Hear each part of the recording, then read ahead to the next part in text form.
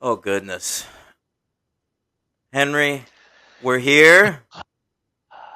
Breathe a nice sigh of relief because Yeah, sanity has rung out in the world of the franchise this week. it And I, has. I, I certainly hope it continues to on this episode of the franchise. I want to state that right now. Yes. We'll get there, but here I am, Henry. The D Chain back. Daniel Ehrenberg, here to talk Yeah. about Evil Dead more. All right, we're going to do Army of Darkness starring Bruce Campbell. We're going to do Evil Dead. That's got some actors in it too. Then you've got, that's the remake we're going to do. And we're Yeah, going to yeah. talk about Ash versus Evil Dead starring Bruce Campbell. And Mm-hmm. then we got some rankings of the films of the great Sam Raimi, who has made nothing but good movies except for two. And then, we've got a lot to chat about. And also, Joe Biden's going to be the next president. And Kamala Harris is going to be the next vice president. And those are facts. Amen to all that. It's been a great weekend, I'm sure, for all of our listeners, because I'm pretty sure all the listeners that we have around the world are happy, and in the And country. if your listener is not happy, I have told you to stop listening to the show. Just stop. Right, yeah. I don't think they are anymore. I think they're probably done with us. And it's been wonderful. We have actually come full circle to where we were when we began the show when Barack Obama was president. That is So wild that we started the show in the Obama administration. yeah, This show is going to look at our third president soon. that's correct. Yeah, that's correct, man. What are we, Saturday Night Live? Should we bring in a ringer, Henry? Should we Yeah, bring in a man. Jim Carrey to really spice things up? Because if If we could there bring is him in. anybody who can revolutionize political comedy in the year 2020, my first thought is definitely let's bring on Jim Carrey. Yeah, yeah. No? No, I don't. Yeah, I don't think so. But if we could get Jim Carrey on the show, I think our incomes would go up a little bit. Why? He's not super in demand right now. He's just a regular over there on SNL. His show on Showtime got canceled. No one gives a fuck. I think we'd take Jim Carrey. Jim Folks. Carrey's one of these celebs that's now just a Twitter personality. Sort of like Trump will be in a few months. I'm hoping that Trump doesn't even become that. But we'll find out, folks. No one cares. That's what I keep saying. No one cares. You're out. Shut up. What about Goodbye. OAN? Are they going to abandon him? Who, OAN? Yeah. Did you say? Yeah. No, he'll probably try to buy it. Well, he doesn't have that much money. He'll work for them. Maybe they'll give him a show. I don't Oh, care. Yeah. all right. You know what? Fuck that. Kyle Padovano, the great, he's back and better than ever. One of our listeners. And he has requested of us the Evil Dead franchise. We said, no, we will not cover that. He said, here's $50. We said, we'll cover it. That's right. That's right. And Kyle any P. of you can have that same interaction with us. That's true. It all at the low price of $50. And it's episode 231. I am H Cabin. H. Cabin. Now, his name is Henry. He's going to watch some films that take place in cabins. And we're here. Yeah. That's all I had. Kyle P. definitely in the top 5. Definitely in the top 5. The rest of you know who you are. Henry Paparmi of Darkness. How about that? What was it? Henry of Army of No, Darkness? Henry Paparmi of Darkness. Actually, Henry the Red. Oh, of course you should be Henry the Red. It's an actual character in the movie, and you have reddish hair. Yeah, yeah. We come to jokes late sometimes here. No, I thought of it while I was watching the movie and neglected to write it down. I thought you'd think of it anyway. You'd think, but episode 231, which is a special number for me because I used to live at 231st Street and Broadway. in the BX. Oh, everybody should mail the people that live there now and say a luminary once lived at your residence. You're fucking A right. Give him give him his apartment back. What if they offered you a room? What if they were like, you could come live here? Just a room? Like you're gonna be the third roommate, but they're gonna let you live there for free. Would you do it? For free? Yeah, living in the Bronx. Yes, I would. Okay. Yeah. Okay. For free? Yeah. Rent was the problem that I had. All right, somebody offer Henry a free room. Okay, we need to get him out of there. All right. Were you talking? I didn't hear you. Were you? I'm sorry. It sounded like you were talking to. Did you get it out? Did you? Say I was talking to the listeners. Oh, okay. Yeah, not you, Henry. Okay. Yeah. Okay. All right. Yeah. You ready to talk about? I mean, should we start with Army of Darkness, or should we start about? Should we start with the movie that made me furious? Well, or do we want to do the rain? I'm not sugarcoating this. I want to start right now and just say, I feel anger in my heart. I kind of thought that you would. I don't. I have a tad feeling of monotony. I had a tad of a reversal because I had seen the remake. I've a lot of people I follow on Letterboxd have seen that remake, and almost all of them gave it 3 or 4 stars. Right. Yeah, I noticed. Well, we're not there yet. I mean, we're not there yet, but I just still am walking around with a full container of viscera. Okay, I didn't quite have that. I was just at the point of exhaustion at a certain point. I've seen a lot of blood, and it was all in that movie. It's not my problem with it. Yeah, well, there were several problems with it, but let's just get into Army of Darkness. Listen, we have a lot to talk about today. Yes, we do. So we're done with politics talk probably, except for like a couple of snarky comments here and there.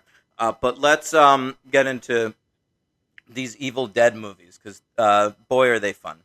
Army of Darkness, which I hadn't seen in ages, is directed by Sam Raimi, of course, written by one of his brothers, Ivan Raimi, and Sam. It came out Feb 19, 1993, on a budget of $11 million. It made $21.5 million at the box office. It made money, but was not an out-and-out hit. But I think was successful enough for this particular franchise. Came in at number 101 at the box office that year, between two films about murder that take place on opposite sides of this great nation. Two fine comedies about murder: So I Married an Axe Murderer and Manhattan Murder Mystery. Oh, wow. Wow. Okay. Yeah. Good company. Yeah. Okay. So let's talk about how this movie got made, basically. Because you remember, like, Evil Dead 2 came out in, when, 87, 88? Right. 87, I thought. Okay, yeah. I don't have my notes in front of me. 87. But, it did okay and was, like, a cult hit and whatever, but, like, wasn't an enormous success. But, see, that movie got him Darkman. Right. Okay? And then Darkman was, like, an out-of-the-box hit. That did, like, super well. And so then he was able to make this, basically. Darkman got the budget high. They were willing to offer them $8 million for this movie, which is double what they got for the last one. But they still needed more, which they ended up getting with an $11 million box office. It was planned for the summer of 1992. Do you know why it was postponed? It's a weird reason. No. Dino De Laurentiis was in a dispute with the studio over the rights to Hannibal, the character Hannibal Lecter. And the studio wanted to make more Hannibal movies, and so they were, like, holding this movie hostage until they could get the rights. They, like, wouldn't give them any more money to finish it, and great. Yeah. Hollywood. That's nice. Mm-hmm. Right. So, ultimately, the movie comes out in February of 1993 and doesn't make as much money as it would have. And they really shot their faces off, like, for nothing, because then a Hannibal movie didn't even get made until fucking 2001, and it sucked anyway. And no one gave a fuck about it. Yeah. Does anybody talk about that Hannibal movie? I hope not. I feel like more people talk about that shitty Red Dragon movie. That's because it's a great movie, right? I saw Hannibal in the theater, and I was pretty repulsed. We all did. We were all happy to see it. We were like, "Oh, I hear they kiss at the end." Yeah. I read the book. I was so excited about that movie. I read that stupid book. The book that it's based on? Yes. Wow. I know. Didn't go that far. And then I have this weird. I remember reading that book, and Julianne Moore had already been cast in the movie, and I was like trying to picture Julianne Moore while I was reading the book, but I could only picture Jodie Foster. Of course. It was frustrating. Yes. Yeah. Yes, Anyway, yes. bad book, bad movie. This movie finally comes out. By the way, original title, Medieval Dead. Do you like that more? That. Yeah. I saw that. I love that. It's pretty good. Yeah. It was nominated for 2 Saturn Awards. I'm excited. Saturn is between Uranus and Neptune. Saturn Awards, sci-fi best of films. Henry, Army of Darkness is a Saturn Award winner. Yeah, baby. Finally. For Best Horror Film. Wow. All right? That's great. It's not really a horror film, but we'll give it to him. It's gory. It's part of a horror franchise, technically. And, we'll let him have it. It's fine. It wasn't a strong year or anything. It was nominated against, like, The Good Son and shit. Yeah, I was just going to say, 1993, I mean, We'd said goodbye to the 80s slasher boom. It was still pre-Scream. It was rough times in horror. It was not great. We had Needful Things. That was nominated. I noticed that. I think maybe The Dark Half might have been, too. That was bad. Needful Things was good, but yeah. Listen. Henry, it also was nominated for Best Makeup, but it lost to a great classic film called The Addams Family Values. Yeah, okay. I'm sorry to hear that. I know. Wait, you want to do that soon? Like, those are great movies that you, like, hate for no reason. I'll write it down. Okay, I was going to say let's do it next week, but I remembered that there was like an animated one that came out recently, so that kind of fucks it up. Aw, too bad. Yeah, we didn't go over that, but that's an off-air conversation. Oh my god, it's not an off-air conversation. We have to announce it at the end of this episode. Shit. All right, you just announced something at the end of the episode. Oh, great. That's great. Okay. All right, let's talk about it. Army of D. Army of D. Yeah. Starts like all these fucking things do with retelling the first movie. Yeah, but in a fun way, you know. It's an easy, fun way. It's not a boring, stupid way. And you get to see Bridget Fonda. Oh my God, that was hysterical. Yeah. We've had a lot of movies like this where they because we do franchises, they pick up and show you flashback. This one was fine.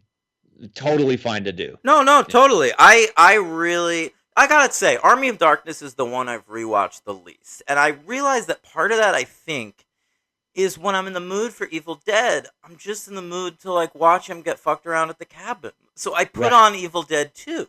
Like, so I've seen that one incessantly. And I've watched the first one a few times as, like, a curiosity. But, like, in my head, this was always, like a single. Yeah. You know, this is like a hit single. It was a good movie, but it never really did anything for me. And I am going to be raving about it today. I think this is I've been underrating this for years. I don't know if it's an underrated movie. I don't know how, like, Evil Dead people feel about it so much. Right. But I think it's fucking great. And I'll be And it's great to have like a fun Bruce Campbell Evil Dead movie that I haven't seen that much that I can watch over the next few years. Yeah, I had a great time too. I thought it was really fun, and I had only seen it like once of ages and ages and ages ago, so I really didn't remember much. And Can I I say think one it's more thing? An hour and 15 minutes. God bless you, Sam Raimi. I know it's incredible. I know, and it doesn't even he gets a lot in there. There's so much. They never stops Yeah. fucking moving. If you make No. your hour and 15 dense, then that's all you need to do, motherfucker. Yeah, There's so many. We were talking about those Conjuring movies. They're all like 2 hours and 15 minutes because they take 5 minutes between every line of dialogue. Yeah, that's true. And yeah, he just doesn't fuck around. It was also neat to see pretty much the first, well, no, not pretty much, the first Evil Dead movie to have some money in it. So like everything kind of looks better. But you know what? He didn't make it look too good. Which is another thing. Yeah. I actually noticed a lot of like kind of like really shitty looking stuff that I felt was on purpose. Oh, I think it was too. I mean, I especially thought a lot of the special effects with the zombies or the skeletons, that's all on purpose. I mean, that could have been better, but you know. No, but there's even little things. Like there's one scene where like Ash throws Bad Ash, because he's, possessed in this one, against a tree, and the fucking tree looks like it's made of cardboard and it shakes a little bit. Yeah. And then I took note of that. I was like, that was fucking insane. And then he throws him again into the same tree and it shakes again. And I'm like, that's Raimi having fun. Yeah, it reminded me of the fucking cemetery in Beetlejuice. I mean, everything looked like rubber. It was great. Yes, for sure.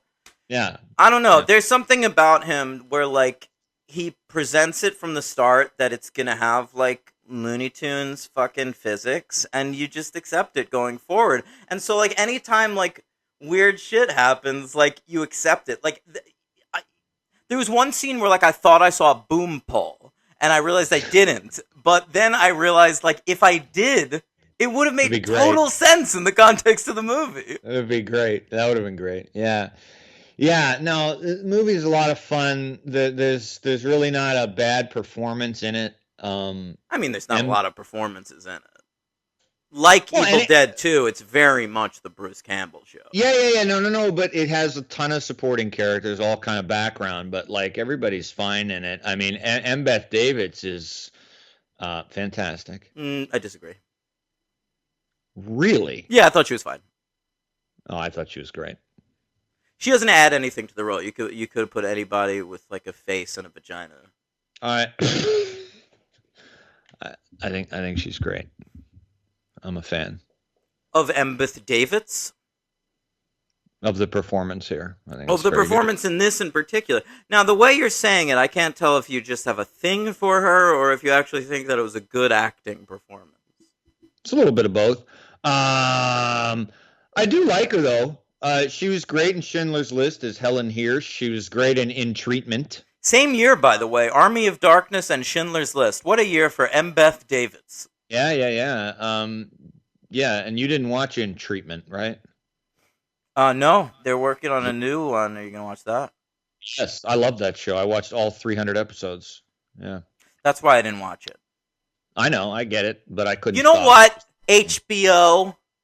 If you're going to put on a show every fucking day that I have to sit there and watch, don't make it some sad people talking to a therapist. I want sexy singles in a villa.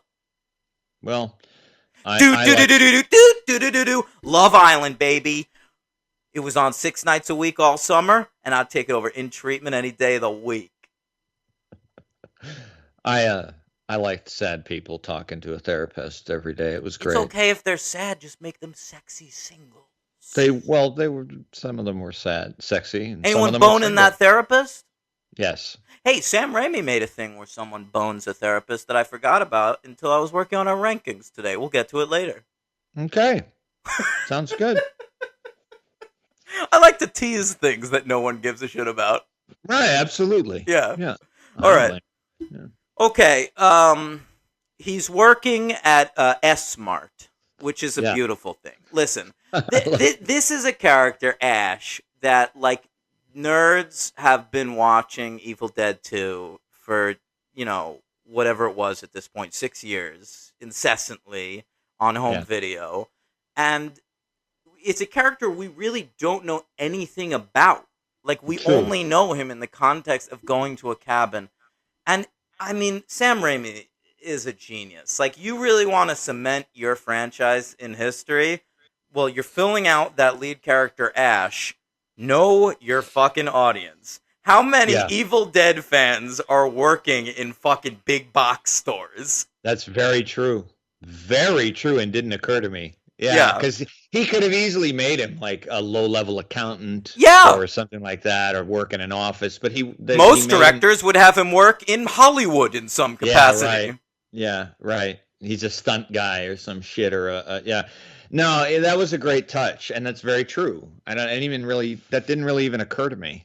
Yeah, we didn't get to see too many protagonists besides High Fidelity who were like working in fucking record stores. That's you right, know? yeah. It's very nice. Everybody's like always working in an office. I I always don't know loved it. anyone who works in an office. None of my friends work in an office. That's why I was so into that show, Chuck. Because, like, Yeah. that, it was like a fucking spy show, but he worked in a Best Buy. yeah. That's great. That's Yeah. what I want to be watching. yeah, yeah. Um, yeah. So he works at an S-Mart, and I was so happy that he had him still working in a shitty big box store years later in Ash vs. Evil Dead. Yeah, that was nice. I love S-Mart, though. It's not called that in Ash vs. Evil Dead, and I was a little disappointed because that is quite a catchphrase. Yeah, and I actually noticed that. I wondered why they changed that. It was so fucking great. I wonder if they got any pushback from like Kmart saying it was like an obvious parody or something. Yeah, maybe. I don't know. That's what I thought, but I that would be silly. I agree, but who knows? Maybe Kmart has a strong legal team like Disney. Not anymore. They're out of business. Great, great. Growing up, there was also James Way. Remember James Way? No. We had a James Way, which was similar to Kmart, and then they were replaced by a different store that had no connection to James Way. But here was the interesting thing, Henry. The store was called Ames. So all they had to do was get rid of the J and the Way, and they were able to keep the rest of the sign the same. I've heard of Ames. Yeah. Yeah. Took over for James Way. Was that in the 90s? This was very much in the 90s, yeah. Yeah, I was in Pittsburgh. I don't know if we had that. This was No. upstate New York, James Way at / Ames. It was in the same parking lot as a pizza place, a movie theater, and I want to say a liquor store. Yes, it was called Mall Wines and Liquors, and my mother would go there and buy wine, and my sister would make fun of her for being an alcoholic. Twist, my mom is not an alcoholic, I am. Spoiler alert. Yeah, huge twist. Yeah, your mom's not. Years a drinker. later down the line. No, she was Never. no. My mom got a little out of control with the booze, but she can control it when she wants to. Yeah, good. Yeah, no, right. That's all right, Henry. Yeah. We could talk about my mom No, I boozing remember. and my father leaving her for another woman on the show. They got back together, Henry.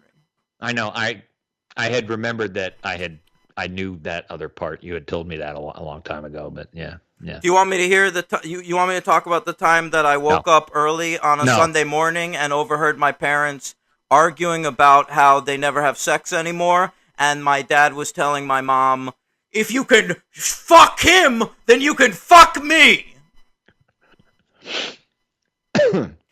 So if you're wondering why I turned out to be an alcoholic, then you seem so uncomfortable. I can't talk about my demons on this show. This is an episode all about demons. It's not your demons that are making me uncomfortable. I just, I'm thinking of Stephen Lynn, and I just, I Stephen love them very Lynn, much. I believe that I have full reign to talk about whatever I want to on this show regarding them. You probably do. Yeah. I can't talk about your family, No, you can't. and I You have can so talk about much to yours. say. I'm sure you do. Not criticism. You have just an interesting family. We talked about it before the show. This is what it is. I get everything about Henry's family pre-show, and then during the show, I'm left to just discuss my own. As you well know, I love to hear about your family. You don't talk about them that much. I should. They're a great family. I love my family. We just had some tough times for a while. I like your father and your mother, ostensibly more than I like you. Well, that's not fair, Henry, because my father's a much worse version of me at his worst. Like my father's been on his best behavior around you. Like, it's okay if you're like my mom more than me. Like, she's a much better person. But I haven't seen the dark Steve. No, Steve's got a fucking darkness. Like, these days, he's just like a funny guy who's like mad old and like, just sick of the shit. But like, my father. He was a firebrand back in the day. Oh, I mean, he had to like make a deal like with my mom. Like if you ever like fucking lose it like you used to again, like you're fucking out of here again. Wow. All right, I'm glad we got into that. All right. So he's shop S smart. That's very funny. And he goes back in time using the book. We get back to the cliffhanger of Evil Dead 2. Right. Which they weren't sure they were going to do. Yeah. They were considering ignoring it and making the third one more like the first two, but I guess ultimately they were like, we have $11 million. Let's like do some crazy shit. Yeah, and I do want to quickly mention Dr. Sirloin sent me an email clarifying. He sent me an article about what we were discussing in the first two movies. And I haven't heard from Dr. Sirloin in a while. What, are you fucking abandoning me for Henry like everybody else?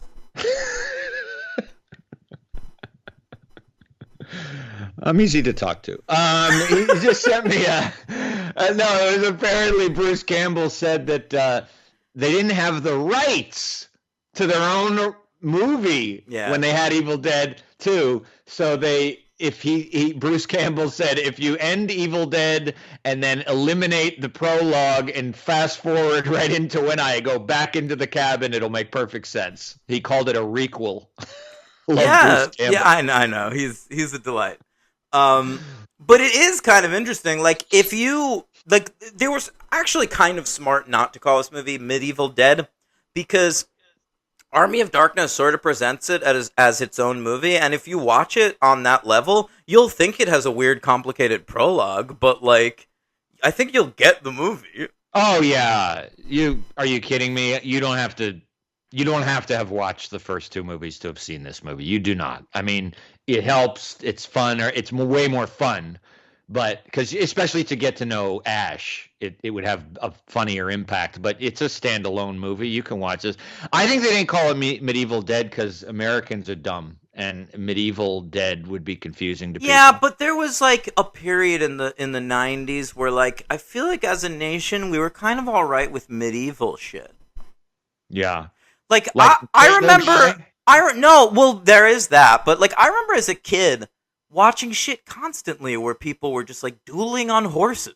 You're right. There was shit like First Night and Dragonheart, Robin Hood, Prince of Thieves, Knight's Tale. Yeah. I guess we were. Well, that's 2000s, but sure. Yeah. All right. I saw a film in theaters as a child called A Kid in King Arthur's Court. Right, I remember that. Yeah. That's right. Yeah. We could cover that. I think there's a direct-to-video sequel called A Kid in Aladdin's Palace. That sounds good. I'd like to revisit Aladdin. Well, it'd be great. I think we could, who's in that Kid in King Arthur's Court? This is going to blow your mind, Henry. Sorry, you froze. I know. Kate Winslet was in A Kid in King Arthur's Court. That's right. Early Winslet.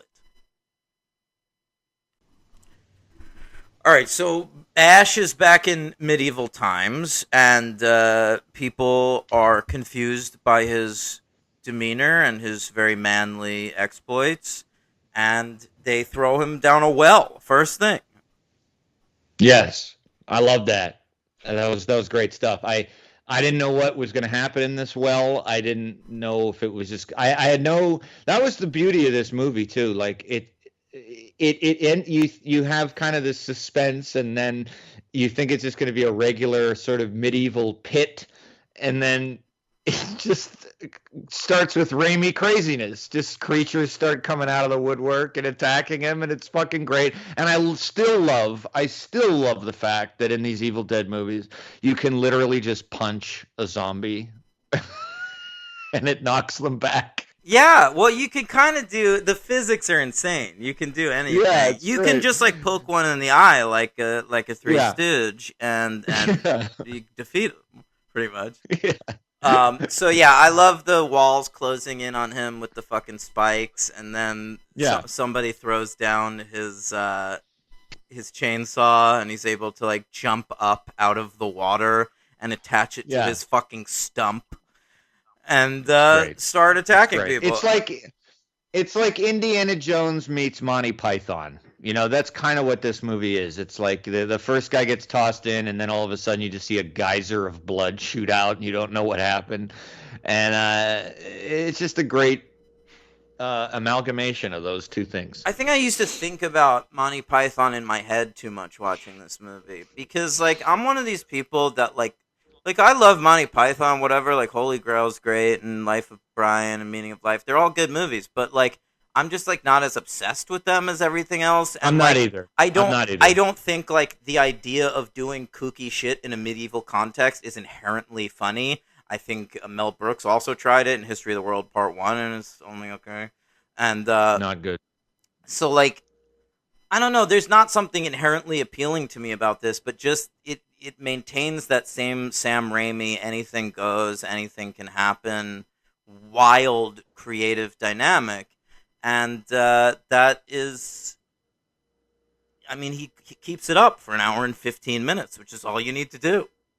Yeah, I agree. He does. I actually didn't think of the Monty Python thing till like literally when I said it. It hadn't occurred to me when I was watching the movie. It's but always thinking about it now, it's very, very Holy Grail, like this whole movie, just like the aesthetic of it visually, yeah. but then nothing. Yes. But the actual comedy is its own thing. Oh, yeah, because it's Raimi. It's very individual. Yeah. Yeah, all right. So they're going to set Ash up now that he has used his crazy chainsaw and held up his sawed-off shotgun to them and proclaimed it his boomstick, which is one of the great monologues in motion picture history. Right. He is dispatched to go find the Necronomicon, which will help these people fight off the Deadites and also send Ash back to his own time. And Yes. so he gears up, which I found really interesting because it's supposed to be funny, I think. Like those quick shots of him like putting on gear and shit. Yeah. It is funny, but if you think about it, he doesn't shoot it any differently from how he shoots Spider-Man putting on his fucking costume. That's true. And like That's and true. like trying out his web shooters and shit. It's Yeah, shot yeah. identically, and for some reason in Spider-Man it's just like a good time, and here it's funny. Yeah, that's true. Yeah, I think because in Spider-Man, there's more fascination with what's actually going on screen. Like we all wanted to see that at the time. We all wanted to see how he would get into that whole thing. And here it's just like a hilarious like sidebar, which we've kind of saw already in Evil Dead 2.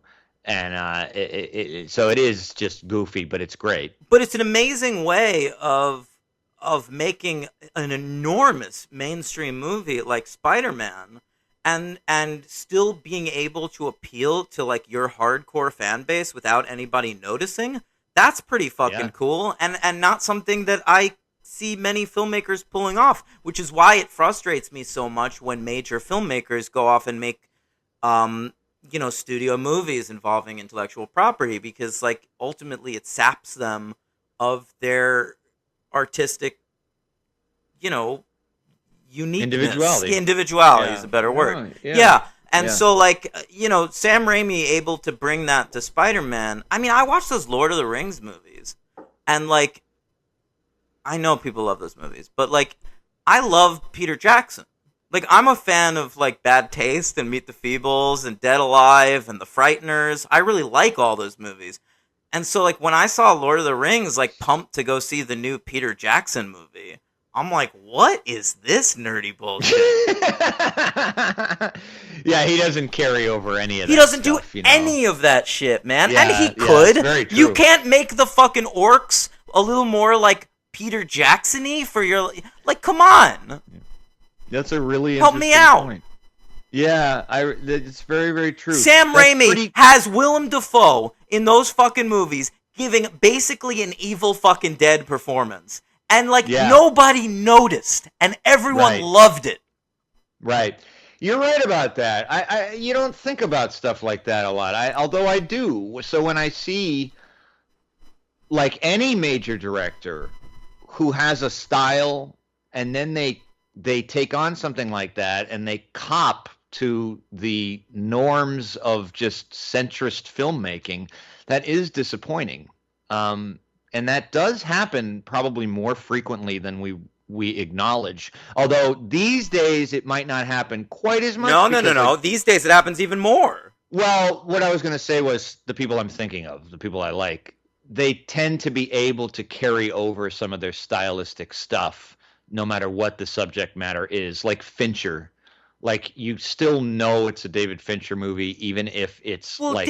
David Fincher hasn't done as much of this. He did Girl No, with but- the Dragon Tattoo. Was the one. But that- I remember very clearly the gap between Panic Room and Zodiac, and I will confess, I remember when I was watching Zodiac in the theater, and I was kind of like loving it, but also being like, geez. Henry, this has where's- nothing to do with what we're talking about. This is just an excuse for you to talk about David Fincher.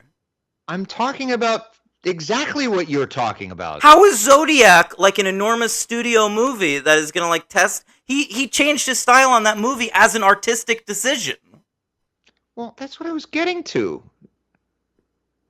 If you I'm- exercise some patience. I'm talking about a guy like Peyton Reed, who has had an individual style his whole life, and then they put him in charge of Ant-Man, and he's just making Marvel movies. All I was going to say was it took me a second viewing on Zodiac to realize that it was very Finchery. I didn't feel Finchery in Zodiac. I'm happy you went through that. Jesus Christ. Trying to back up your point. It has nothing to do with my point. So sorry. So sorry. Continue. But you know what I'm talking about, right? Like, Of for course real? I do. I just thought of a guy I like. But yes. You do! Yes. Not everything can be related back to David Fincher and Stanley Kubrick, Henry. Or Peyton Reed. You need to come up with a third filmmaker that you can talk about on this show. Yeah, I do.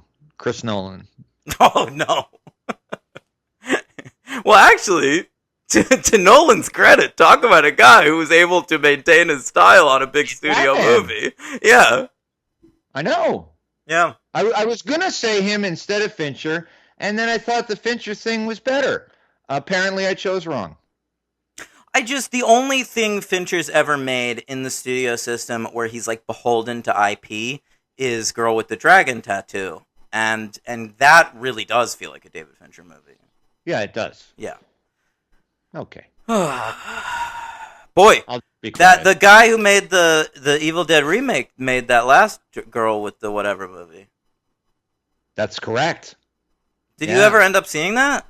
No. I remember you being excited for the trailers. Was I? Yeah, you were at first. And then the I meant- reviews were super bad and we both kind of laid out.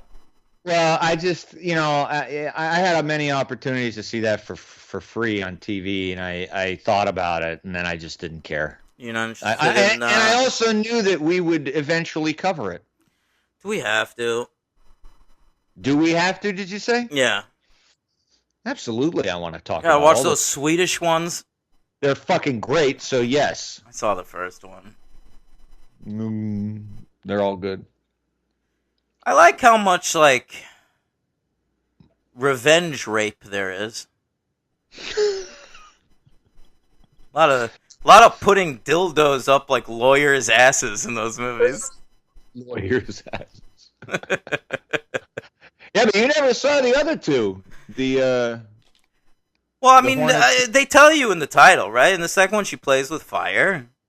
The third one, she kicks a nest. Doesn't sound that interesting. No, they're good. They're good. Yeah, good stuff. She's got a Good tat stuff. in that first one. A tat? Yeah, Right, that's- right. Yes, she does. It's the dragon tattoo. That's what it's about. Should I get About a dragon tattoo? About her you should.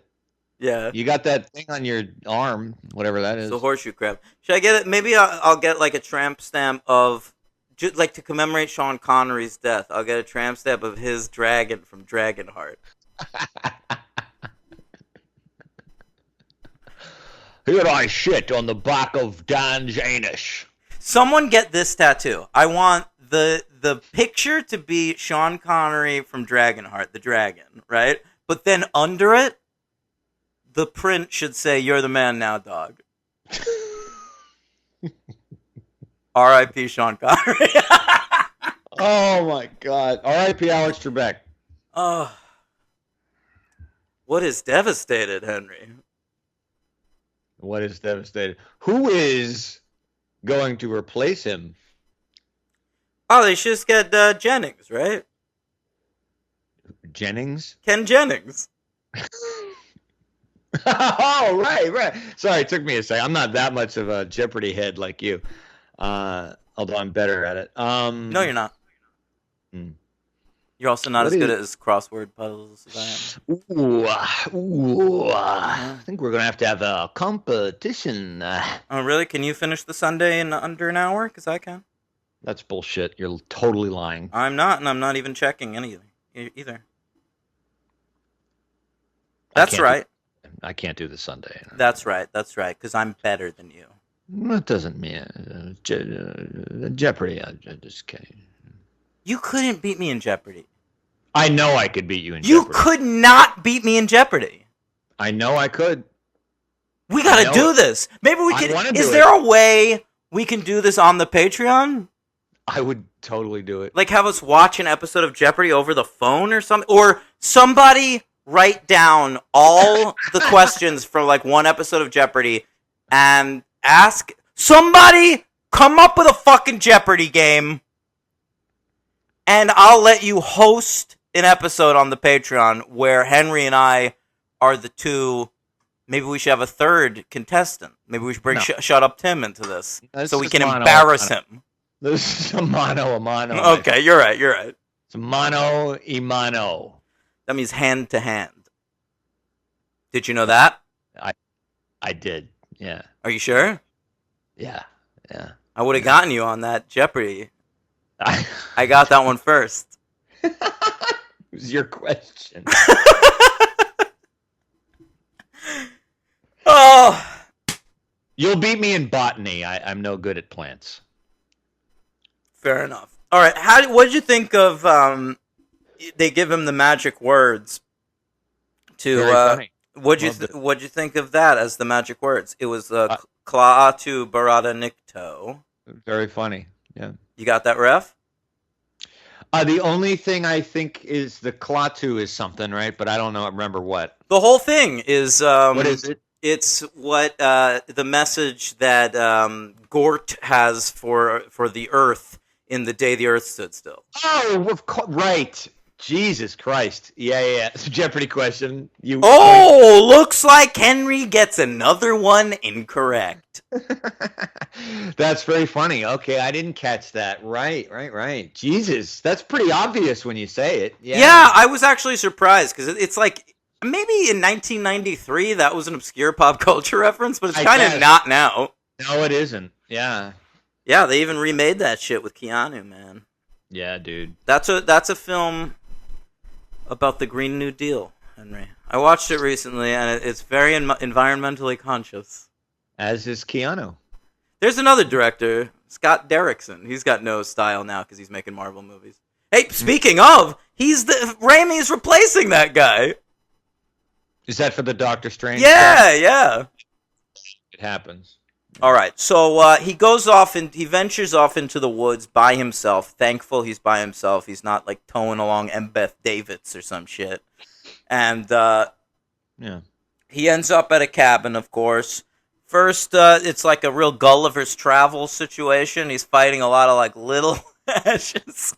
Yeah, and that's where it can, it gets a little tiresome. But It's my least favorite segment of the movie, but I love how shoddy the effects are in the sequence. They're fucking horrible. Yeah. Which is kind of the thing that redeems it. Yeah, and Bruce Campbell's like reactions, like you see like someone get like poked in the eye and then react like 20 seconds later. Yeah, because if you think about it, if the effects in that were like superior, perfect, it really would kind of be obnoxious. It would suck. That's what Oz the Great and Powerful was, Henry. Oh, really? Yeah. The effects in that movie are amazing, but like the movie's a piece of dog shit, man. Yeah, I didn't see it. In fact, it's the second worst movie he ever made. Well, you've seen more than me, so. All right. What's next? He goes out into the woods. He goes and he finds the Necronomicon, and there's three of them, and that's fun. He gets like drilled down a hole in one of them. Yeah, I just like how he can talk. He does this in all three movies, mainly Evil Dead 2 in this one.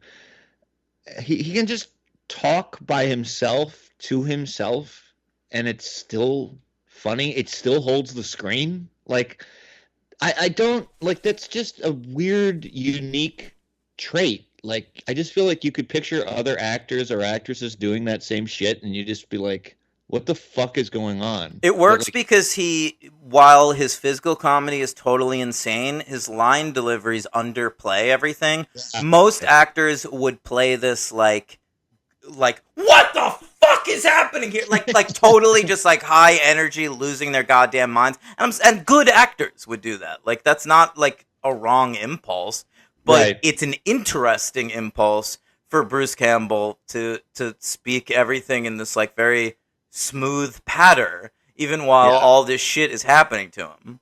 Yeah. I think maybe my favorite bit of the entire movie was when the skeleton army is finally starting to rise, and those like skeleton arms first reach out of the ground and are just like fucking with him. They're just like toying with his face. Yeah, it's really stupid, but it's great. Very entertaining. Yeah, it is. It's entertaining. It's much better than the Gulliver's Travel scene. Yeah. Yeah, and he cannot remember Klaatu Barada Nikto, so he approximates it, and then goes back into town, followed by the demon army. And the whole thing is just so funny because Raimi makes it something that would be very, very, I think, it is an obvious, stupid joke that when the wise man tells him the words and asks him to repeat them, and you know he's going to fuck it up, and everyone knows he's going to fuck it up, but it's still fucking funny when he does fuck it up. You know, it's like they tell you what the joke is, that you already know it's going to happen, and then when it happens, it's still funny. And it's so funny that even after he fucks it up and like they try to present him the gravity of that, like he just very pragmatically is like, well, we'll just start an army and we'll fight back the Deadites. And then even after all of that, he finally gets back to his hometown, and they go to like the close of the tale, and the person he's working with is like, so, dude, you remembered the fucking, the words to come back? And he's like, yeah, I got it mostly. That's Ted Raimi, too, I think. Yes, it is Ted Raimi. Yeah. A former fake Shemp. Yes. Henrietta from the last film. Mm-hmm. Yep. All right, so they fight the army. Any lines you want to bring up or moments in this? By the way, first of all, when the dead first marches towards them, we get a snatch of score by Danny Elfman that was written directly for this movie. I had read that was happening, and then Elfman came in to score some of it, but I did not catch when it happened. I think also because it happened in a sequence with a lot of action, and I thought the action was actually really good.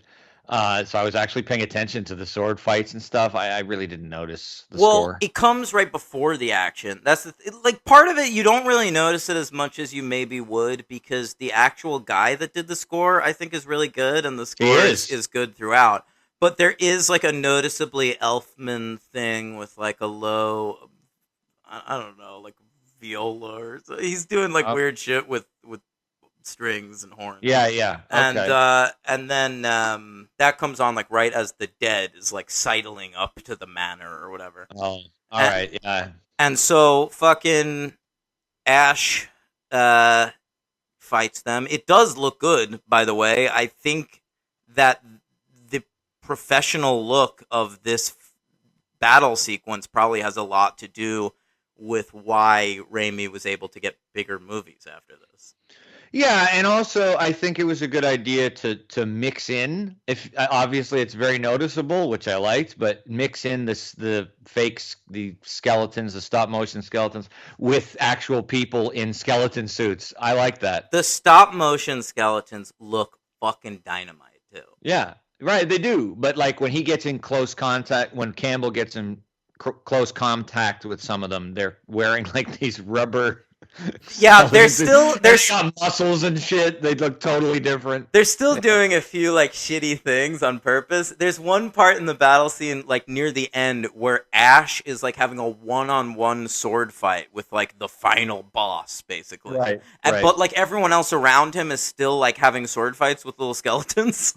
And so there's like one during that battle sequence, if you pay attention, like right near the edge of the screen, there's like one good guy like pretending to have a sword fight with an off-screen skeleton, but all he's doing is just like lazily like plunging his sword off-screen over and over again. It's amazing.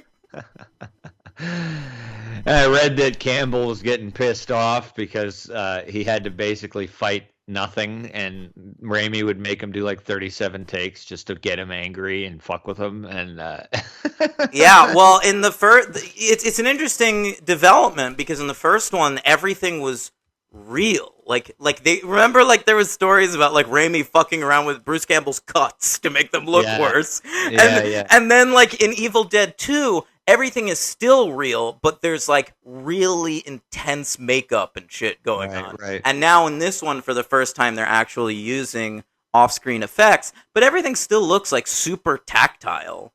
Oh yeah, like very much in so. the TV show, because they have to like produce a new episode every week. They used a lot more CGI, and it is jarring, more so than it was when I watched the show originally. Well, yeah, the show was professionally. It looks extremely good, so it doesn't quite have that charm. That part has. I think it has its own charm, but that's all gone. That stuff. Yeah, it all looks top notch now. So yeah, partly just because it's cheaper and quicker, and they're on the fucking Starz network, and Starz is like, hey, 50 Cent, here's an enormous budget to make Power. Sam Raimi, here's $10. Hire your friends. Yeah, right. Yeah. Okay. Just a couple of lines really quick, lines of dialogue. There's a moment I really liked when Ash first comes back to camp and everyone's trying to congratulate him. And there's just one throwaway line where Ash turns to someone and just says, "Get the fuck out of my face." Yeah, that's great. I got that. It's so funny. Yeah. It's like, where does it even come from? I laughed so fucking hard at that, dude. That was great. Oh, and then, "Give me some sugar, baby" is very funny. Every time he asks someone for a kiss. When does he say, this one, I loved when, he's asked by one of the, people in the past, "Are all men from the future loud-mouthed braggarts?" And his response, just so perfect.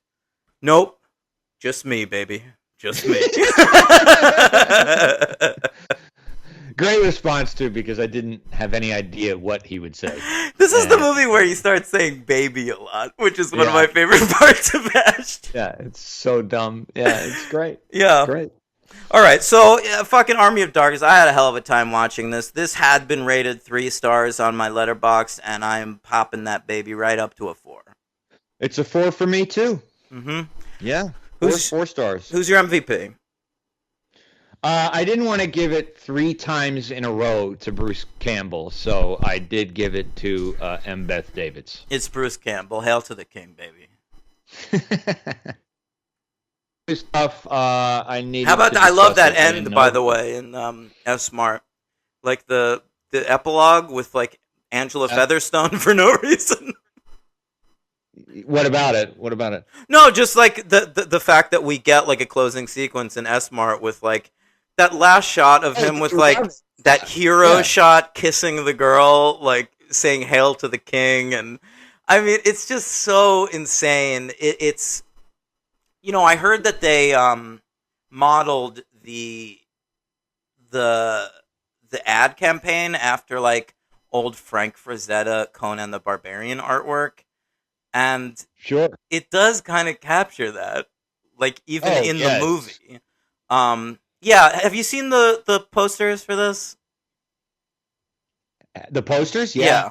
I don't know. I always loved those. I remember them being in comic books a lot when I was a little kid. And we talked about it last week. Me too, because when this movie came out, I was still reading Batman comics on a weekly basis. So they were all over the place. And, and it looked fucking cool, man. He's got a chainsaw. He's in medieval times. I hadn't seen an Evil Dead movie up to this point, and like I wanted to see this movie. Yeah. I hadn't either, and I was about 14 or 15. But yeah. They say Frank Frazetta. I think there's also a little Drew Struzan mixed in there. I don't know who that is. He's the guy who did all the classic Star Wars Raiders, all those paintings. Oh, yeah. Okay, sure, absolutely. Yeah. I was telling you before that I didn't know who my LVP was because it's just kind of a bizarre. Did you have one? I feel like I did at the time. Let me look at the cast a little bit. Yeah, I looked at everybody. I feel like I was going to give it to M. Beth Davids, and now like I feel bad because you liked her so much, but maybe I still will. I thought she was great. I thought she was all right. The only guy I really liked other than Bruce Campbell in the movie was, I love that guy, Ian Abercrombie. I think he's a good actor. The wise man? Yes. Yeah, he's great. Yeah, he's great on Seinfeld and, of course, on Buffy. I'll give the LVP to the little Gullivers in the movie. That's fair enough. One of which was, I believe, Bruce Campbell's. No, who is it? Bruce Thomas. Okay, he's an actor. He's been in a lot of shit. He's in the Legally Blonde movies as Jennifer Coolidge's love interest. And he like looks a little like Bruce Campbell and doubled for a lot of the mini Ashes, and I was able to recognize him like every time. He never fooled me. You're nuts! Wow. Yeah. Wow. Okay. Fun stuff, Henry. Is that it? Oh, do you have a superhero count? Didn't Padavano want superhero counts? Yes, I do. It's just for Kyle P. I do.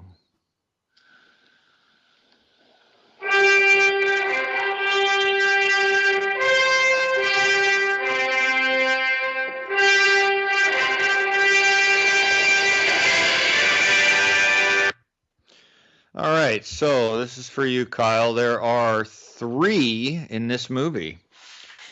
M. Beth Davids was Mary Parker in The Amazing Spider-Man, the Babyhead remake. What was going on with those movies? I don't know, man. Yeah, she's in that. And she's as in the Mary Parker, like Spider-Man's mom?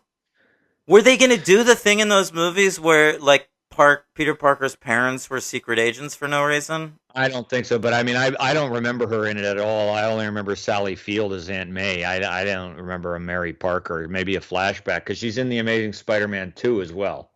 Oh, I forgot she played one of Patrick Dempsey's sisters on Grey's Anatomy. Oh, there you go. Ian Abercrombie was in... He played a character named Skip in the 1990 TV series that I watched as a kid, The Flash. Yeah. He also played Alfred Pennyworth in the 2002-2003 show Birds of Prey. Yeah, I remember it well. And he played a character named Ewan in 2006 cartoon The Batman. And he also played Ganthet in Green Lantern, the animated series. Oh, God, I forgot how awful the superhero count is. By the way, I was just looking at M. Beth Davids's filmography, and I've liked her in like 9 things. So so nothing against her. No, I know. Because when you look at her filmography, it's not bad. It's pretty quality. It's stuff. really good. She was so good in Matilda, dude. She was so good in Junebug. She's great in a lot of stuff. Schindler, fucking Schindler, dude. Well, yeah, I mean that role. She's unbelievable in that role. Mad Men. She was in fucking Mad Men. She was Lane Price's wife. Yeah, I remembered that. Yeah, wild. It's wild, man. She's had a nice, long, happy career. Drove that man to suicide along with the New York Mets. They've got new owners now. We're turning it around. Good luck with that. We need it. Patricia Tallman. She played the possessed witch in Army of Darkness. What's wild about her is she's a short woman.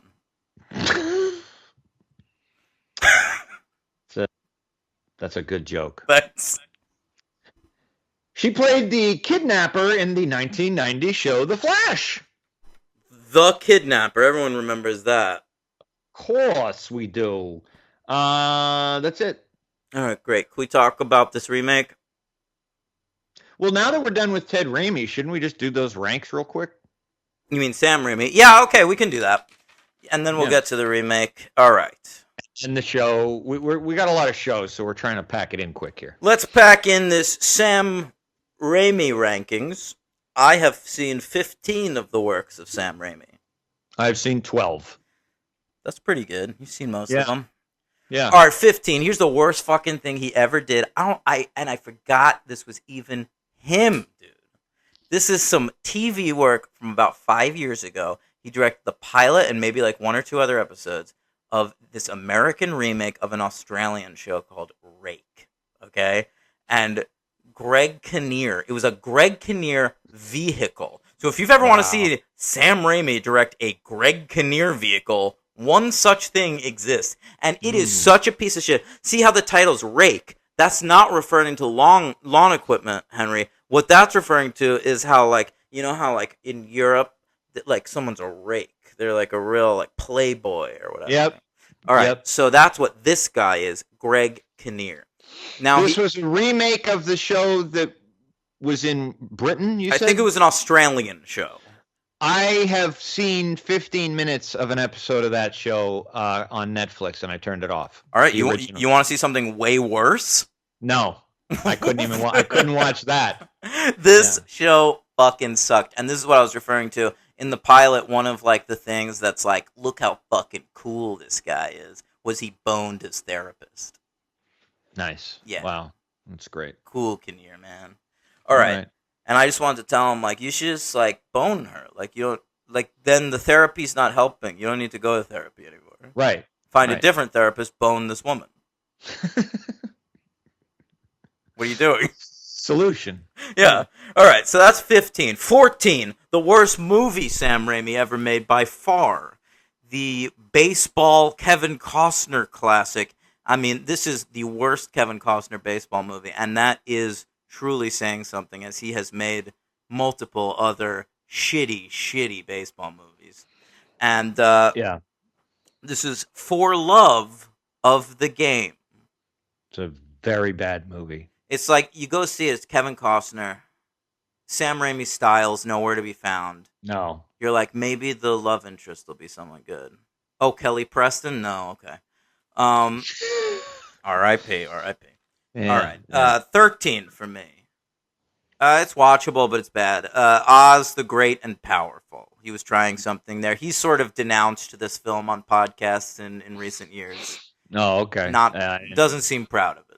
Did you see it just to see it because it was Raimi, or just because you see everything? No, no, no. I saw that in theaters specifically for Sam Raimi. I remember that it came out maybe a week or two after Jack the Giant Slayer, which I also saw in theaters, and they were Okay. very, very similar aesthetically. Oh, all right. All Yeah. right. Okay. Now I come in. Oh, right. Well, What's your 12? the worst movie he's ever made was pretty easy to pick, and that's For Love of the Game. It's awful in every conceivable way. A pitcher thinking his thoughts out loud, and we get to see his life while he's pitching, because I'm sure that's what pitchers do. And this is during a perfect game, Henry. The time in your life where you truly need the most focus. Your teammates will not even talk to you on the bench during a perfect game. So definitely spend that time on the mound thinking about your entire life. A lot of ruminating. Yeah, a lot going of on room. at that. Oh, and I, well, how insufferable must it have been to be in the crowd in that game? How long did that perfect game take? Fucking 10 hours? And as somebody who hates Field of Dreams, I don't know. I might hate Field of Dreams more. No, for Love of the Game is worse than both Field of Dreams both and bad. Bull Durham, which are both bad. You can stop with the Bull Durham stuff. That's all right. All right, that's 12. But that's it for bad Raimi movies. We're good from here on out. What a master filmmaker. Number 12, the great film that only Sam Raimi can make. I love every second of it, except for some of the Venom stuff. And that's Spider-Man 3. Oh, all right. So it's low, but you're praising it. That's Yeah. right. My number 11 is The Quick and the Dead. That is my number 11. I rewatched it pretty recently, and it was better than I remembered it, though. Okay, I haven't seen it in a long, long time, but I had no desire to see it. Sharon Stone is a gunslinger. I know it's Raimi, but that's hard to take. You know what's great about it, though? It's not like a regular Western where they're, like, fighting for control of a town or something. It's about, like, a sharpshooter competition, and that's kind of fun. It's got, what, Leo and Russell Crowe's in that, too, right? Yeah, so it's got, like, the structure of a sports movie, but where, like, if you lose the game, you could die. It's interesting. Yeah. And Leo's young in it, and he's kind of like a shitheel, and, that's what he's good at. Yeah.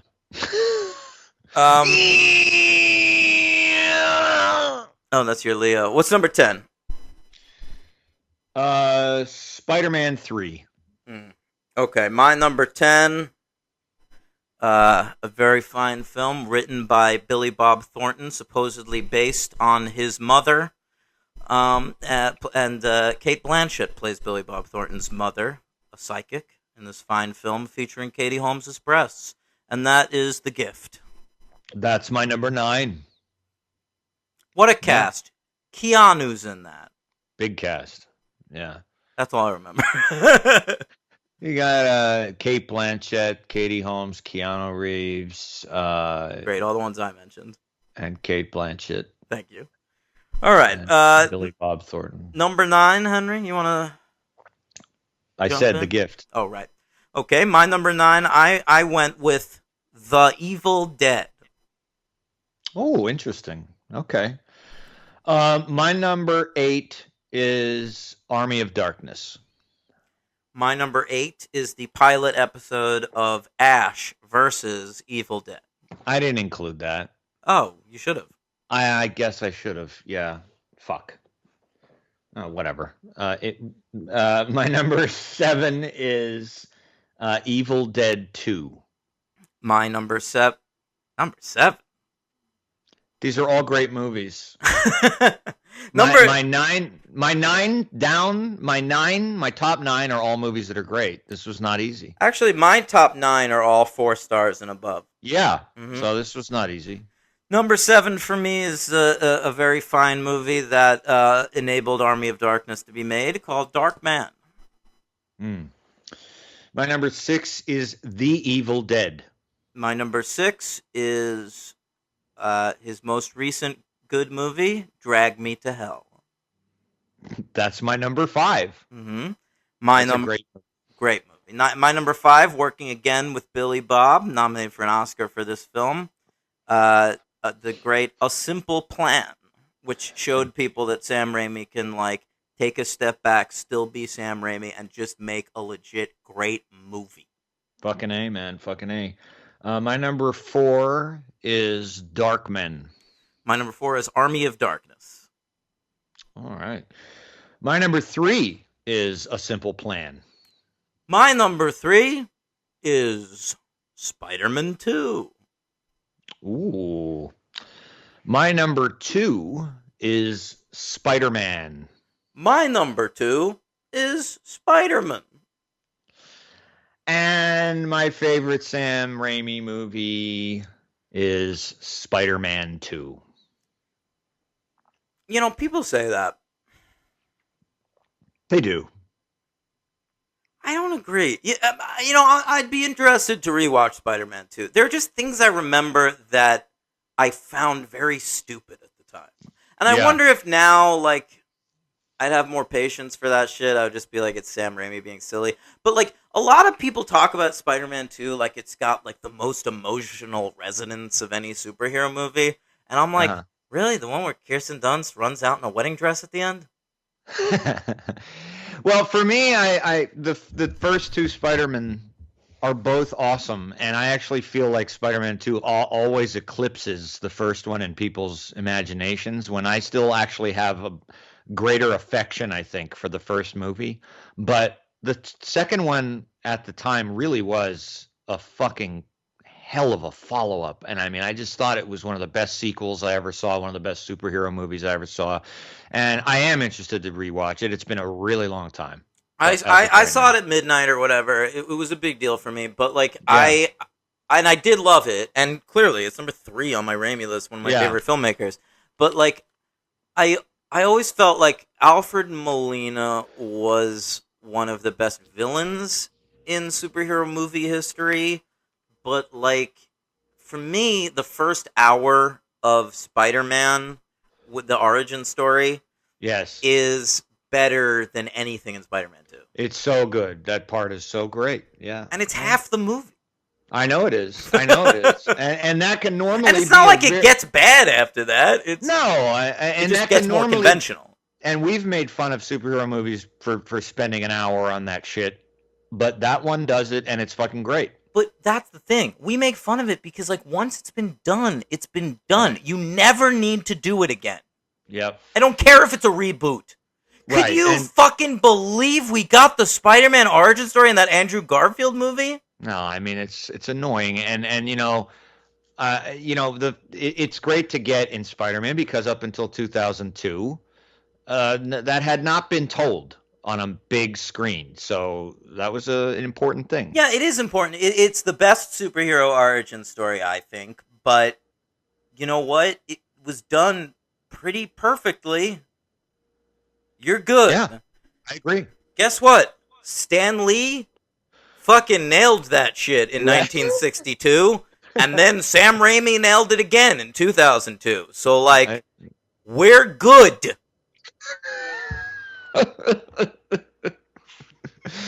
Yeah, I agree. Yeah, I agree.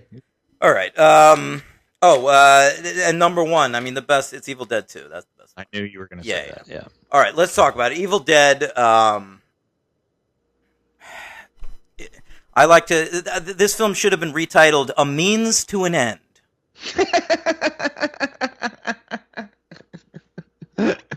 I'll explain that.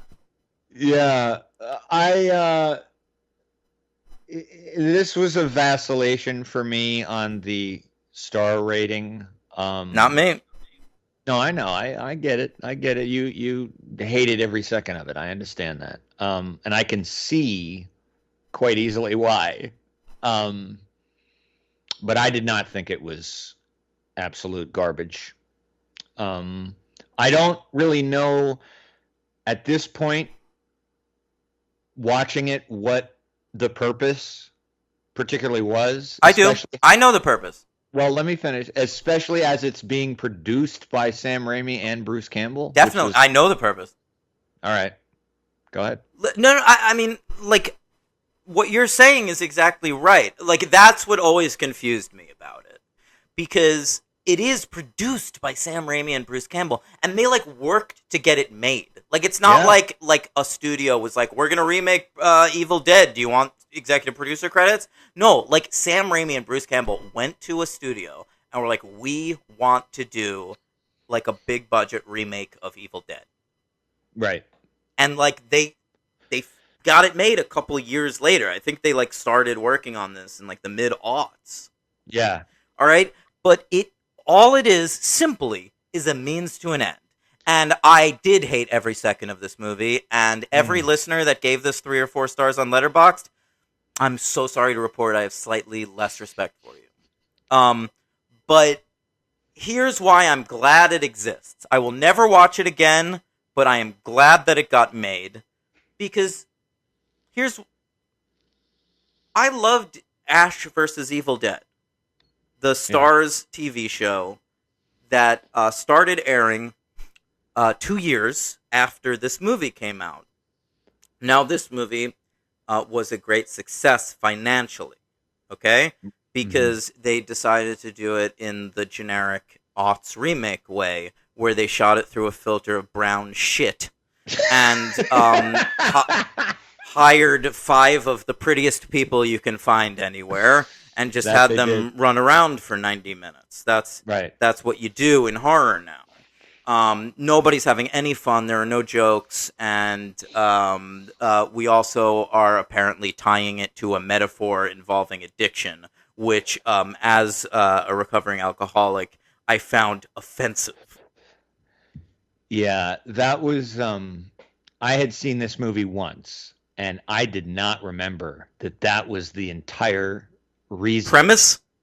Yes, I did not remember that, and when they did that, I was like, instantly, it was like instant disbelief. I was like, my God, are these people are they fucking stupid? Not just the characters, but like the creators. Like, are you nuts? Well, here's what I think it was. Raimi produced it, but it's not directed or written by them. It is written and directed by Fede Alvarez and one of his frequent co-writers, Rodo Sayagase.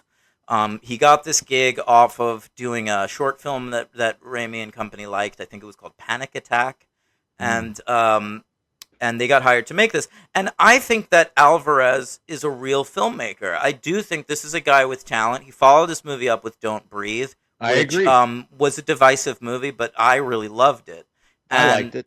And to me, using heroin, like the premise of this movie being that we're going to bring someone going through heroin withdrawal out to a cabin and try to get them clean, smacks to me, no pun intended on the word smack, as a filmmaker who is not interested in making remakes, trying to put something in the movie that he cares about, just so he has something to hang on to. That's interesting. Yeah, I never thought of that. So you think he does care about it? I think it was something he put in the movie to help him care about it. Because I think that if they were like, hey, do a straight remake of The Evil Dead, like that's not an interesting project to Alvarez. But since he knows this film will help his career and be a total directing reel for major studios, then to give him something to fucking give a shit about, he wrote in this addiction storyline, which sinks the fucking movie right away. Yeah, that's the thing. It just is, and that's also one of the things that sinks it is that once they show you that that's the premise, you already know you're in for a very grim time. Like you're not in for a cabin in the woods type of deal where you're going to have some fucking funny humor or any type of thing. It's just going to be this very sad, very dour movie, also with the idea that just because they have, what do they bring her with? Like a nurse and some chemicals. And I mean, it's just, I don't know. It's very hard to buy. I mean, not everyone's an expert on addiction, but it's just guess what? like... I am. And it is incredibly unsafe to withdraw outside of the confines of a fucking hospital. It's heroin withdrawal, so she can't fucking die. but it's the most Right. uncomfortable thing she's ever going to deal with, and she's going to be going through this for a fucking week. They act like if we can keep her off smack for one night at this cabin, then she's clean, and we can take her out into the world. Like, you're going to be in this fucking cabin for a while, guys. Yeah, they even say, the nurse even says to her, she says to them, it's like, it's 2 or 3 days, and then she's done. That's all she needs, 2 or 3 days. It's fucking nonsense. I withdrew from. I had to spend time in the hospital, like 6 or 7 times withdrawing from alcohol, and each time it was like 4 or 5 days at least. Yeah. Like, Yeah. and alcohol and pills, you can die from the withdrawal, but like, who's to know what she's on? Like, are we sure? Like, alcohol, like heroin's the only thing she's taken? Right. Yeah, I know. And also, I mean, These people, like, addicts are liars. Like, what you have to do is, like, get her to a fucking medical facility. It doesn't make any sense to take her out of this fucking disgusting, filthy cabin where she's gonna get fucking tetanus and have to go to the hospital anyway for some more shots.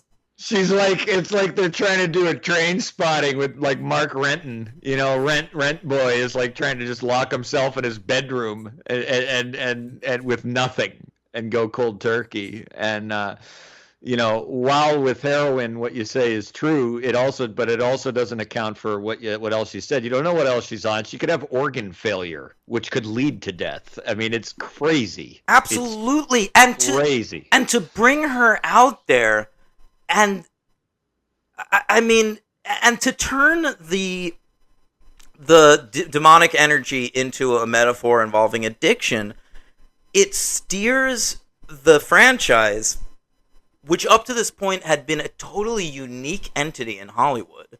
It steers it so close to Cabin Fever, which had been established like 10 years earlier using a virus as like a metaphor in the cabin. And not only as a metaphor, but as the premise of the movie.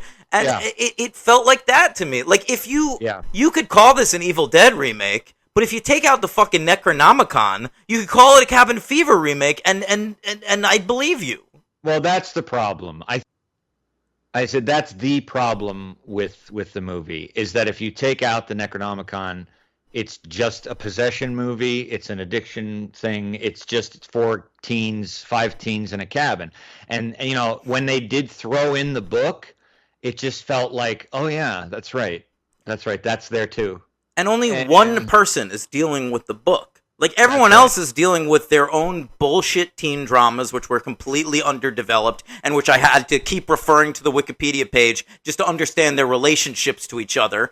And I didn't know those. I didn't know their relationships either. It was very hard. All right, I mean, let's go through I'll do the stats, and then we'll go through the cast. We'll go through it quick. It came out April 5th, 2013, a budget of $17 million, and it made $97.5 million. So this movie is by far the most successful Evil Dead movie. Sure.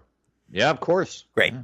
Came in at number 65 at the box office, right there in between Hansel and Gretel Witch Hunters, which, holy shit, what a time, and Red 2, superhero count. So Diablo Cody also, by the way, did some uncredited rewrite work on this just to Americanize the dialogue a little bit. But her signature style is pretty much nowhere to be found. Yeah, no way. Yeah. It would have been fun to like have a joke somewhere in the movie. You can't do that. For like someone to like say something fun or do something entertaining. The Conjuring had more jokes. It did. A lot more jokes. I was dying for Patrick Wilson to perform some fucking Elvis in this movie. This movie was nominated for 1 Saturn Award. Well, we heard the theme. Yeah, it's between Uranus and Neptune. It was nominated. It was nominated for Best Makeup, and it lost to the great film Prisoners. So good job, Saturn Awards. Oh, they do beat the fuck out. They of beat Paul the Dano. fuck out of a lot of people in that movie. Yeah, that's got to be what that's about. Yeah. Yeah. All right. All right. Can we go through the 5 cast members of the movie? Sure. Yeah. Okay. So our two lead characters, Henry, are siblings. That's right. The girl is the great Jewish actress Jane Levy, and she was also in Don't Breathe, by the way. Excellent in Right. Don't Breathe. Jane Levy is an actress I have a lot of time for, and I think I've been like rooting for her for years to like break out and like do something cool. Yeah. But she is just continually attached to television shows with the dumbest titles of any television show. Okay. All right, let me walk you through it. And they've gotten progressively worse as her career has gone on. All right, so the first place she really got any attention is Shameless. Now, I've always hated that title because it's like, oh, these people, they don't do good things. They're shameless. All right, that's one thing. But it's not Okay. that bad. We'll accept it. Okay. She follows that up with the ABC sitcom that runs for 3 years. It is sort of a satire about life in the suburbs. And so what do you think they titled that show? Suburbia. Suburgatory. Nice. That's a fun pun. That is fun. That's annoying, right? Right. All right, but then it gets so much worse because here's what show she's on now, Henry. Okay. All right. It's called Zoe's Extraordinary Playlist. All right. Now I have a niece named Zoe, but I'll even admit putting the name Zoe in the title of a show, I'm expecting a quirk fest, and that's what I'm getting here because I bet. I tried to watch the first episode, didn't make it through it. Now what happens is she is getting an MRI. All right. Okay. She thinks she might be sick. She's getting an MRI. An earthquake happens while she's in the machine. I'm listening. All right, now what do you think happens after that? They restart the MRI, do it again, right? No, she goes home not knowing the results. Wrong. She gets powers, and she Oh. is able now. When people tell her things, she doesn't hear them like regular people telling her things. She hears them in the form of people singing some great pop hits. Oh my God. So, Wow. here's where I turned it off, and I think you would have as well, Henry. She's running down the street. She doesn't know what's happening to her, and she's trying to express that she needs some help, Henry. Mm. So what do you think happens? They play the Beatles. A Help. whole chorus of people on the street. Help! I need somebody! Help! Wow. That yeah, I would have turned it off there because that Yeah. was one of their worst songs. So. It is not one of their worst songs, but it's not one of their best songs either. But I shut it the fuck off. Wow. All right. Well, I like Jane Levy too, and I actually Levy. I thought she was the best thing in this. That was it. I thought she was the only one giving anything with a personality. They put her through the fucking ringer. Does she have a in this. personality, her character, other than heroin addict? She did. She's got a unique look. She doesn't look like a generic person. She's I know. all That's right. why they put her in things. What's that? That's why they put her in things. It convinces, just because of the way she looks, it convinces you there's something different about the movie. But I mean, Well, she she- plays it like any other fucking role. No. I agree. But like just juxtaposed with the other people, I mean, she's like Meryl Streep in this fucking thing. Yeah, I mean, you're she's right. The polar opposite of, she's my MVP. She's the polar opposite of my LVP, the guy who plays her brother. All right, let's get into him. Shiloh Fernandez. David, this guy is a drip and a half. Shiloh Fernandez. I IMDb'd him, expecting him to be a relatively new name that I wasn't familiar with. I have seen him in probably 20 things, and I have never retained his face. This guy is a charisma fucking vacuum and a half. Dude, Yeah, this pretty guy's bad. charisma, you look into that vacuum, it'll send you back into the medieval ages. I wish it had. Yeah, he's bad. And I mean, I actually didn't think The other three we haven't mentioned yet are very good either, but it's all relative, baby. And he's the worst. It's all relative. He's got a girlfriend, a blonde girl. We can move on from her right now. Yeah, they don't give her anything. I felt a little bad for that actress because I thought when she got their arm possessed, I was like, oh, they're giving her something cool to do. That's a throwback. And, they don't give her. She has nothing to say in this movie. She barely has any dialogue, actually. She's cannon fodder, man. I read that this role, Thora Birch auditioned for it. Why didn't they give it to her? At least then it's Thora Birch. That's something. Thora Birch has to still audition for roles? Well, she doesn't get a lot of roles, dude, because of her creepy father who makes her get naked on set all the time. Right. Yeah. I always forget about that. I never forget. Literally every time I see Thora Birch now, I'm thinking about her dad. Ugh, that's too bad. Yeah. It's impossible for me to watch American Beauty now. It's just fucking Kevin Spacey and Thora Birch. Well, I can't. Well, I haven't watched it either. I'll probably never watch it again. I probably will in my life at some point. Gotta see those Sivaris. Henry. So there's the blonde girl. She's like basically a nothing. Then it's like the dude has one girl there who like he used to date, I think. I couldn't figure out that relationship at all. I thought that Jessica Lucas, that's the actress, I thought she was dating the professor guy, but I couldn't really tell if they were a couple or not. What professor guy? The guy with the goofy blonde hair and the glasses. You thought of him as a professor guy? I thought he was like the stoner guy. He's a teacher. They say it a couple times. Is that why he's like studying the book the whole time? Yeah. But I mean, I thought they implied he was like a fucking high school teacher. And if he's a high school teacher and he can read Sumerian, I'm pretty impressed. That guy's had a weird career, huh?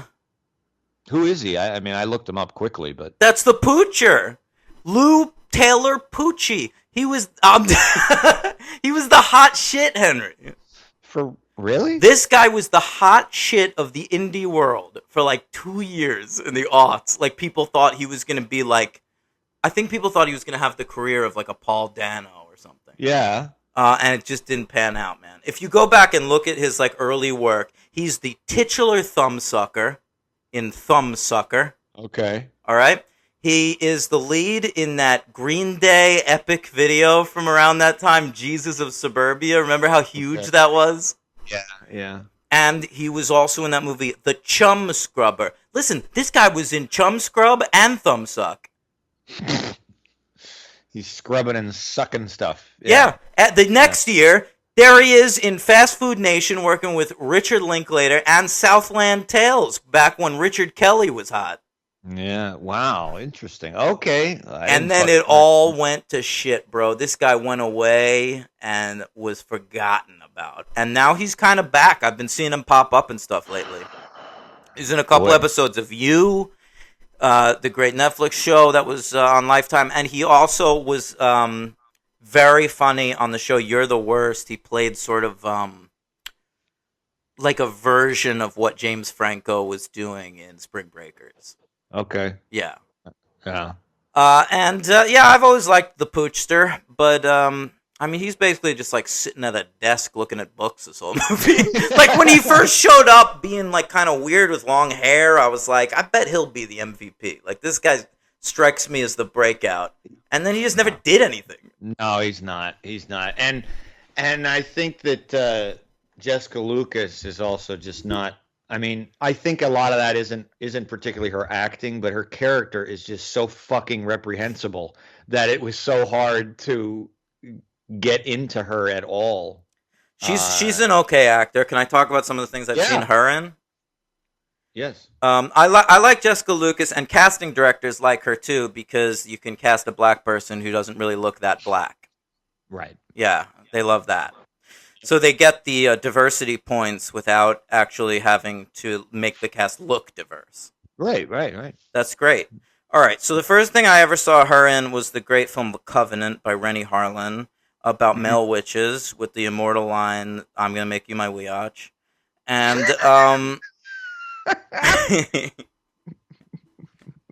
I then saw her in the great Amanda Bynes film She's the Man, where Amanda Bynes dressed up as a boy so she could join the school soccer team.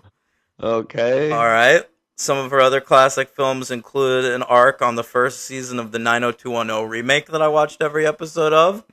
Okay. She was also in Cloverfield, Henry. I believe she's the girl they're trying to rescue that whole movie. Yeah, that's all I knew her from. All Yeah.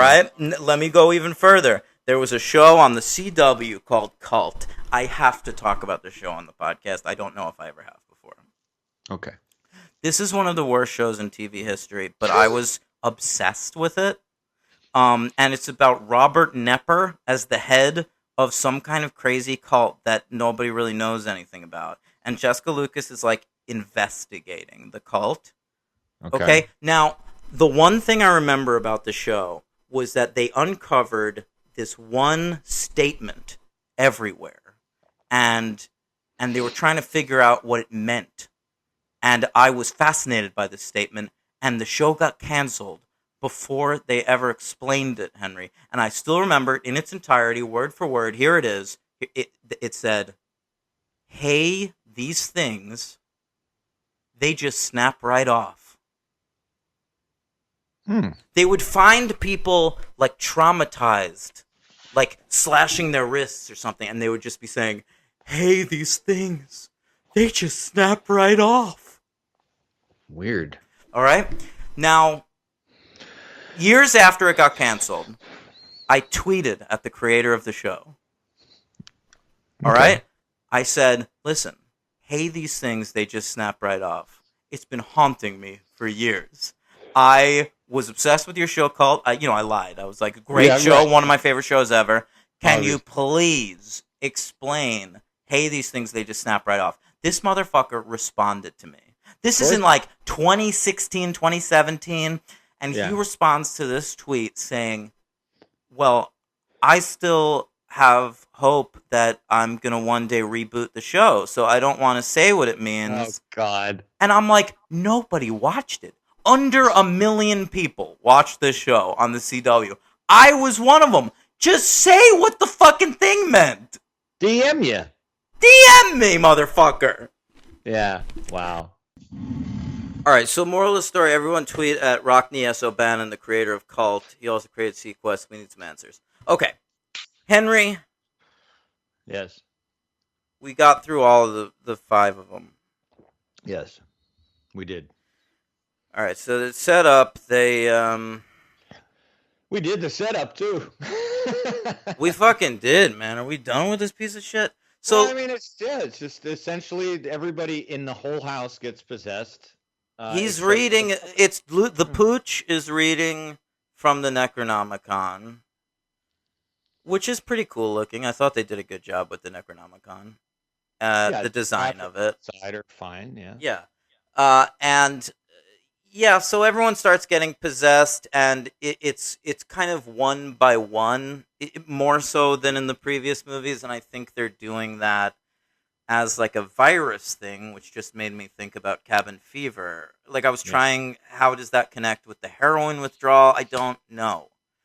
I don't know what they're doing in this movie. And so, yeah, I mean, they do the thing with the arm. The blonde girl cuts her arm off. I liked the shot of the arm sort of falling off. Yeah. But the actual scene is bullshit. I mean, it's not scary.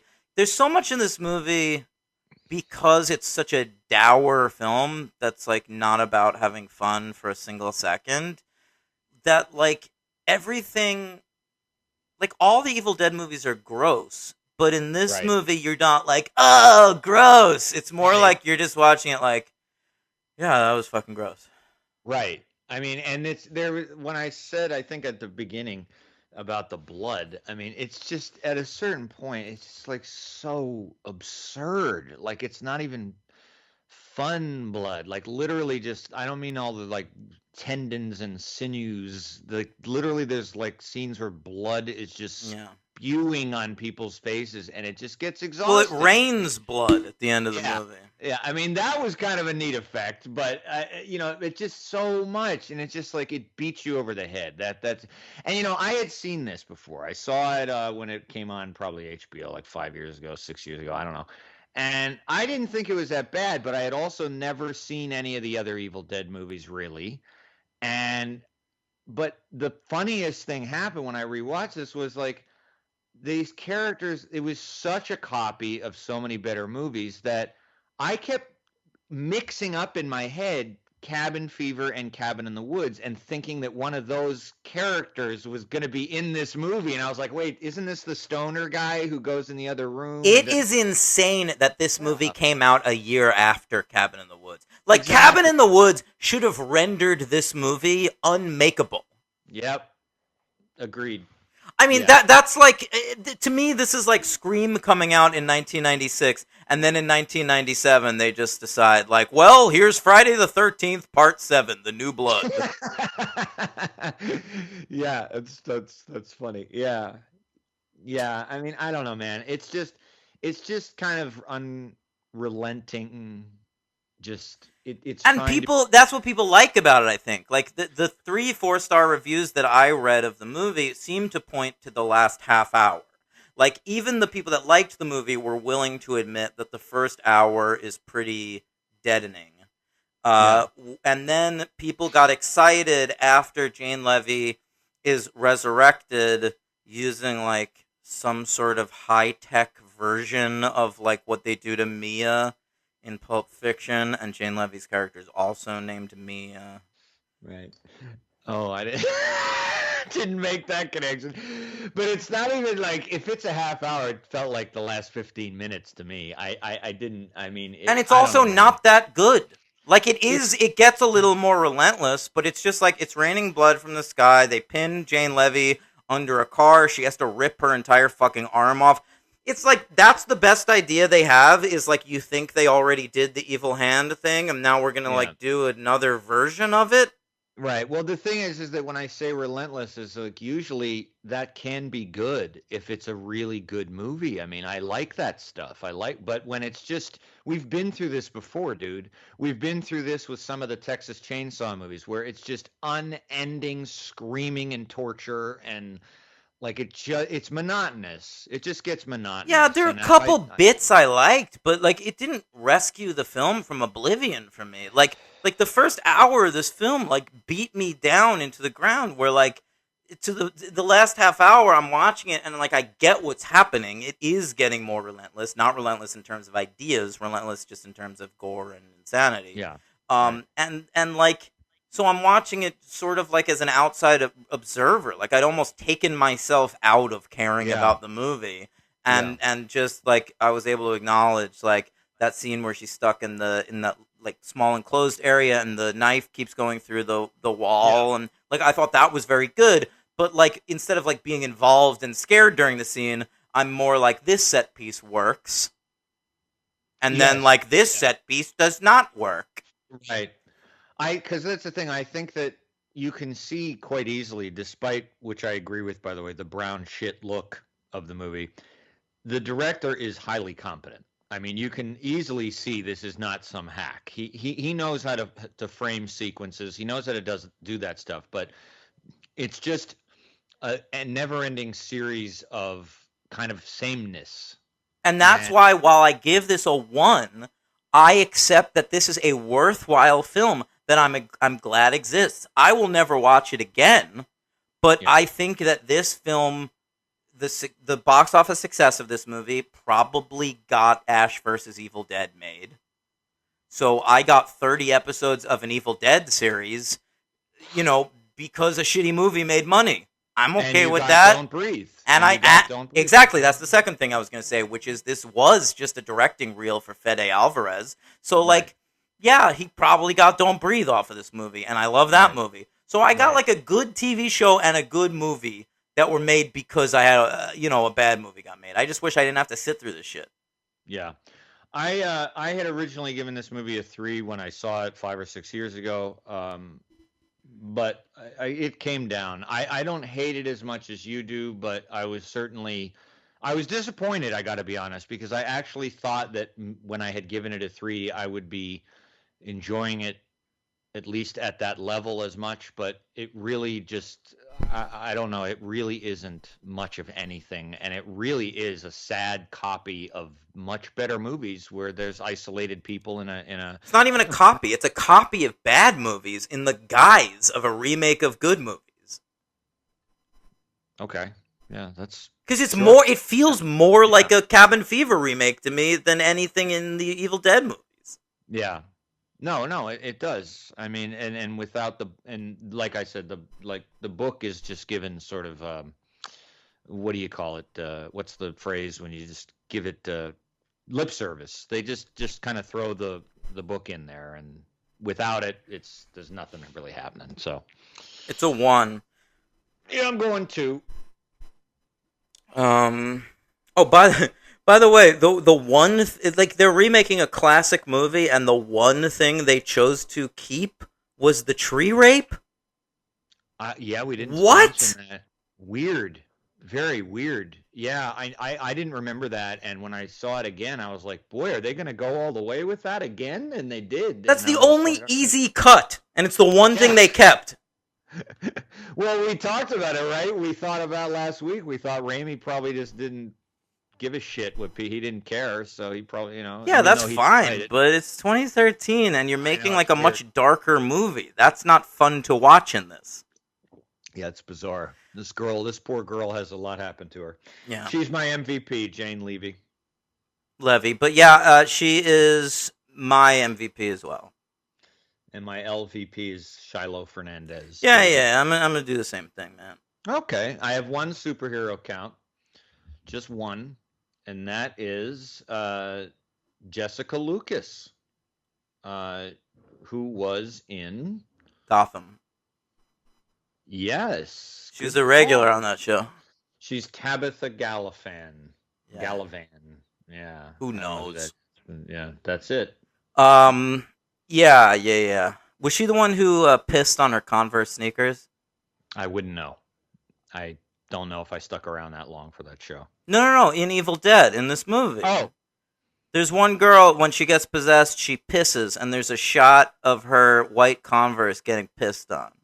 Oh, I don't remember. I mean, she's the nurse. That's all I remember. I don't remember that. I found Boy. it sexy. Sure, golden shower on your Converse. There's something about, I think like girls in Converse are hot, and so like a girl peeing on her Converse, there was something Right. appealing to me. Oh, hey, whatever floats your boat. That apparently. All right, so fun stuff. That was fucking Evil Dead. Thanks to Kyle Padovano. I'm so glad we finally got to talk about these fine films. We did. We didn't rank everything. You want to do that real quick? Oh, I mean, we kind of did in Raimi, but for me, yeah, we could do it. So it's 5 things, including the TV show. Right. So it's number 5. The remake. Yeah. Number 4. The TV show. See, I'm going to go with the original, but I would have gone with the TV show if it's just not based on the pilot. Okay. I'm going by 3 seasons of show. Well, of course. Yeah. All right, so then 3 for me would be the TV show. Okay. 3 is Army of Darkness. Army of Darkness making a huge jump up my rankings from what would have been probably 4 going into this all the way to 2. All right. 2 for me is Evil Dead 2. You're ranking the first one first? Yeah. I liked it the most. Henry. I really did. Respect. Thank you. Yeah. Yeah. I really respect did. that. I did. I really like that one the best, and I'll watch it again. Definitely. Great. Yeah, and Evil Dead 2 for me is the masterpiece and Right. and indeed Raimi's masterpiece for his career.